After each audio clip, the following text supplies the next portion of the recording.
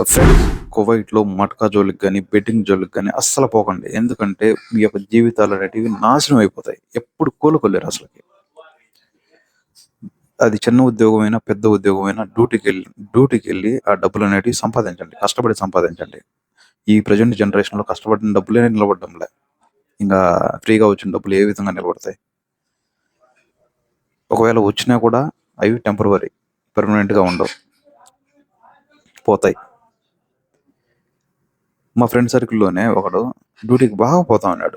నెల కనీసం వద్దని 250 జీతం వస్తా ఉన్నింది. అలాంటి వాడు డ్యూటీ ఆఫ్ చేసేసి ఈ డైలీ మట్కాకి బానిసయ్యి కనీసంలో కనీసం 20-30 లక్షలు అప్పులు చేసేసాడు కోవిడ్‌లో. తట్టుకోలేక ఉరేసుకొని చచ్చిపోయాడు. అప్పుల బాధ తట్టుకోలేక. ఫ్రెండ్స్, ఇలాంటి తప్పులు మీరు చేయకండి. జాగ్రత్తగా ఉండండి కోవిడ్‌లో. కష్టపడి సంపాదించండి. రూపాయి పోగేసుకొని ఇంటికి పంపించుకోండి. ఎవడికి కూడా అప్పు ఇవ్వకండి. అప్పు ఇప్పించకండి, అప్పు ఇవ్వకండి. ఇప్పించారా మీ జీవితం గాడికి సర్వనాశనం.